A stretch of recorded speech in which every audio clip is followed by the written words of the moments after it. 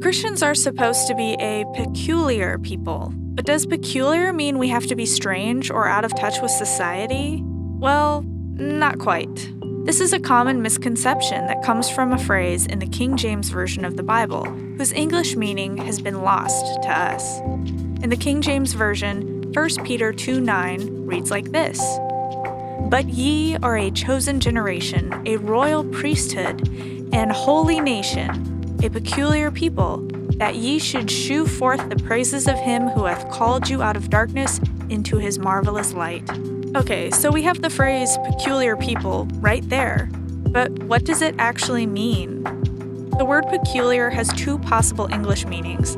Most commonly, we use it to mean weird or strange, as in, that guy Bob who always wears clown outfits, he's very peculiar.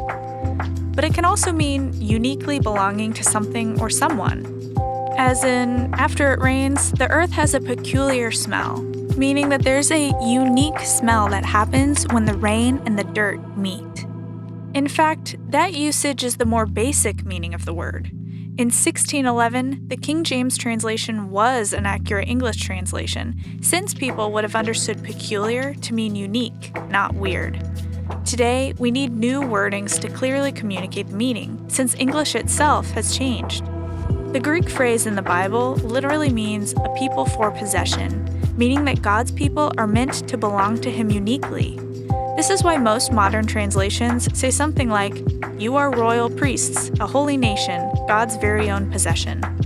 Interestingly, Peter in this passage is actually paraphrasing Exodus 18:4-6, where God says that Israel is His unique, treasured possession.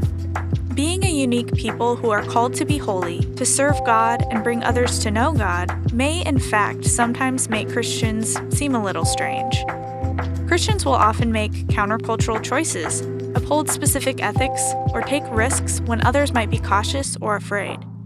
But being God's people does not mean going out of our way to be weird or out of touch with the norms and expectations of our society. Some Christians will take a radical stance that makes them stand out from society, while others whose faith is equally genuine may happen to be perceived as cool. Both types of people are accepted by Jesus. Following Jesus is what matters, not what people think of you, one way or the other. The Apostle Paul made it clear that the weirdest thing about Christians is the fact that we believe Jesus saved the world by loving his enemies and allowing them to murder him. To some, a crucified Messiah is foolishness. To others, it's a stumbling block. But this strange and sometimes ghastly teaching is the truth that ultimately sets Christians apart. Believing in the life, death, and resurrection of Jesus and following him with our whole heart is what makes us who we are, a peculiar people.